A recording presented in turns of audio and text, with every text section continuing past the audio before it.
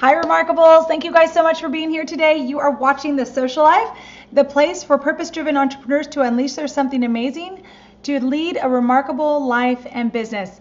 I'm so excited to have you guys here today. We are going to talk about how to build your press release, and that's in my last video. But today we're going to actually talk about what you should do before you send that press release and the reason why some of these things are so important that you do before you send it. So I'm going to assume that you already had that press release written if you watched last week's video. And this is a good practice run. Like, remember that you're always going to get better as you keep sending out those press releases. And you can't have press releases that are just something that are about your business in general, like positioning you as an expert or a leader in your industry or anything like that. But one of the things I wanted to say about sending out your press release is understanding that you're not going to get picked up every single time, but realize that the more you send, you're going to start developing a relationship with these journalists. First things first, you want to make sure you have a purpose for your press release, obviously. Like, what's the purpose of sending this press release out? It can be an occasion. It could be that you want to position yourself as a leader or an expert in your industry. It can be that you want to comment on something that's currently happening in the news. It could be an event, like I said, or some sort of occasion, date coming up, a reopening. It could be a rebranding, lots of different things, but you want to make sure that you have a reason that you're actually sending this out to the journalists that you'll be sending this out to. Number two, you want to make sure you get your facts right. Make sure that you have all the sources that you've used and all the places that they can link back to check on your sources to make sure that they've done that, that you've done due diligence in creating your sources and getting the facts that you've added. So a lot of times what I would recommend is if you're going to send a press release via email, make sure that you add the links in there so that they can just click the link, verify it, and move on and continue reading your press release. If you're not sending it via email and you're sending it some other way and maybe you don't have a way to add in the links, then just make sure that you add another portion of your press release at the very bottom with sources, and make sure that you just cite those sources, maybe APA style, MLA style, whichever way works best for you and your business. But you'll want to make sure that you actually do include those sources and that you get those facts correct. The last thing a journalist wants is for you to actually send them information that looks like correct information, but it's the wrong facts. So don't do that one thing, please. Number three, make sure you add dates and pricings, things like that, things that people need to know about your event or about whatever it is that you're putting out, your product, your service, whatever it is. You want to make sure that you give them the dates and the products. You want to give them all the information that they need. You also need to make sure you give them the price of those things. I said dates, products, and price. So make sure that you give them all of that information that they need to know in that press release. So make sure you have all the information before you actually start to write your press release. Make sure you verify it, and just, this is a dot your I's, cross your T's kind of situation. So make sure you do all of that beforehand. My fourth tip is to get to know the person that you're sending this to. This is extremely important when you're going to be sending out information to journalists. So you want to make sure that you know exactly who you're sending to, what they're into, and I know I've reiterated this in my first video, but this is so important. So for me, when I am on Twitter, if I'm reading something or I like the article or it's something that I could actually talk about, I just save that to a list. And I save that to a list for journalists that I like, or information that I could speak on, or that I could see myself being interviewed for. And then that becomes your media list. And when you're ready to send out your press release, then you already have that list just on things that you were reading, like, oh, I could have talked about that, or I could see myself talking about this subject. So you want to make sure that you are actually keeping track of the things that you read. When you're in your space, in your industry, you're going to always be reading and learning about those learning about different things that are coming up in your industry. And even if it's not about you, or it's not something directly related to you, if it's in that vein and you know that that person writes about certain types of things related to your industry, if there's a journalist that talks a lot about your industry, you want to save that. And you can go back and find their previous articles, because also that's a good way to reference back to whatever article they were talking about or whatever article they wrote, and show familiarity when you're actually writing your press release email.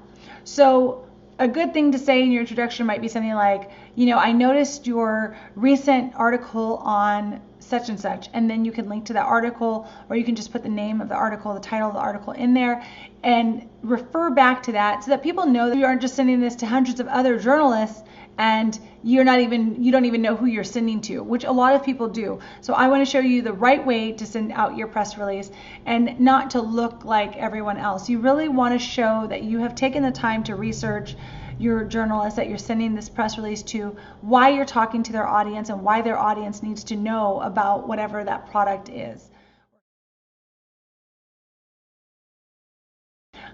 That's kind of the key when you are doing press release writing, is you want to make sure that you understand who you're sending it to so that you're not wasting their time and you're not wasting your own time.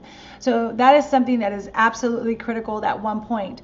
When you're reading articles or when you're gathering all of the media, you know exactly who you're talking to, who they target, who their audience is, and the types of things they talk about. So just an easy way to do that is to, when you're reading articles, whether you're reading it in a magazine or you're reading it on Twitter or on BuzzFeed, wherever you are, take a note of who that writer is that wrote that article. The byline article usually will say by, and then it'll just say who it was written by. Try to go find those people on Twitter and follow them. Try to find those people on LinkedIn and follow them. See what articles they write, because they also want their articles read, and they want their articles shared, and they want their articles spread. So make sure you go and find those people, follow them on Twitter, follow them on whatever social media you're on, and start to interact with them, because that's a good way of them getting to know who you are and seeing, at least having some sort of familiarity of who you are and what you do. And then when you're ready for your article to come out and you want to have a list of people to send it to, these people would be at the top of your list, and you'll have something to refer back to that you have actually familiarized yourself with this person. So be sure to take some time and write into your introduction and into your pitch, your familiarity for this person. And when you do this, this is more on building relationships, and that's really what public relations is all about. It really is building relationships with the journalists and understanding who they are, what they're looking for, what they need. And then make sure that you always just say, like, hey, if you need any extra input on anything related to these areas, please feel free to email me at any time. And so if they can't use your press release at that time, sometimes they'll put you in a file that's like other experts in this area or whatever.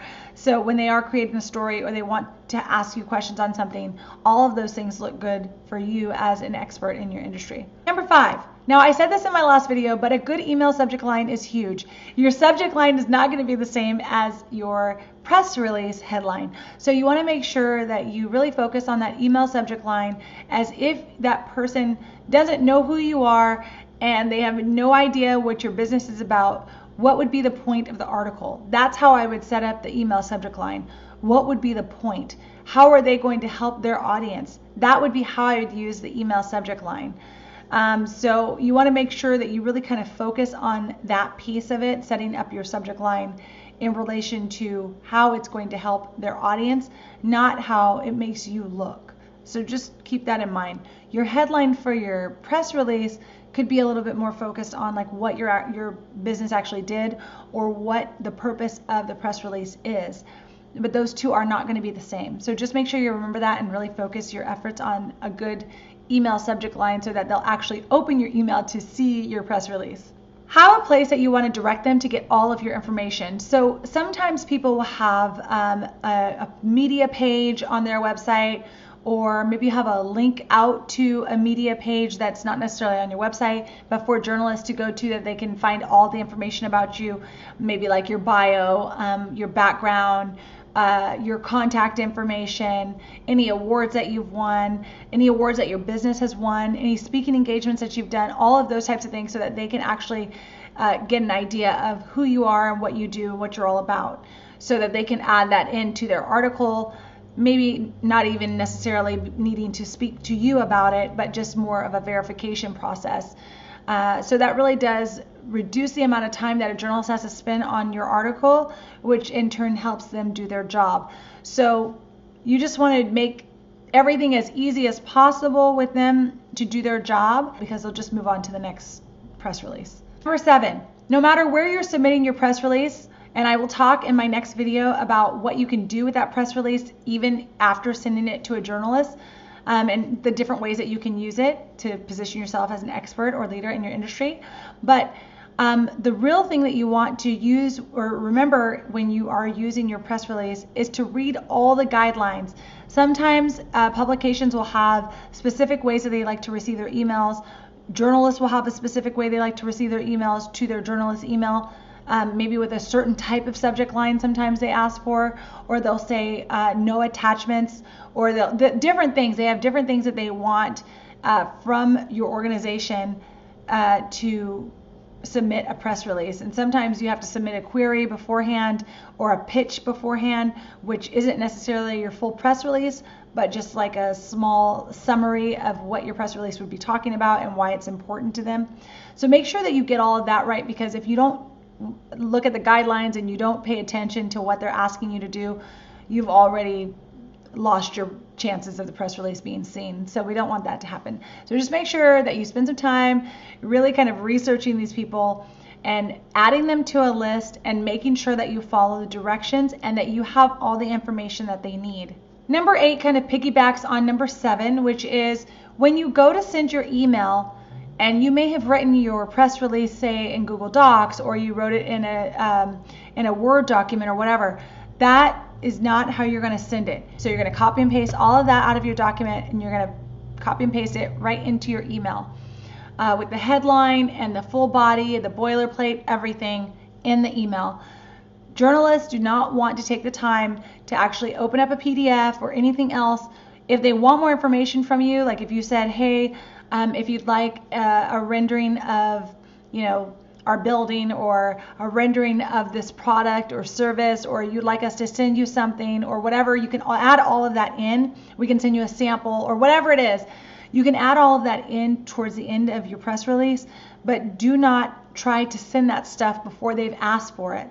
That is something that will really turn off a lot of journalists. So yes, just purely the press release and put it all in the email body and then send it that way. So that as soon as they open the subject line, the next thing they see is your intro, headline, and all of that, and all the information they need. So my last tip is to create a list of journalists. This is something that is actually very simple to do. You could have an intern do something like this. You can have an assistant do something like this, or you can do it yourself if you're just starting out. But it's a good task to really go through and find someone who writes about similar topics that you talk about or that you want to be an expert in, and then go and really use all of that information. Using Twitter is a great place to start creating a list. LinkedIn is a great place to start creating a list. These are ways that you can use those platforms that you may not use on a daily basis, but it's a good way of just learning how to listen and take in all that information.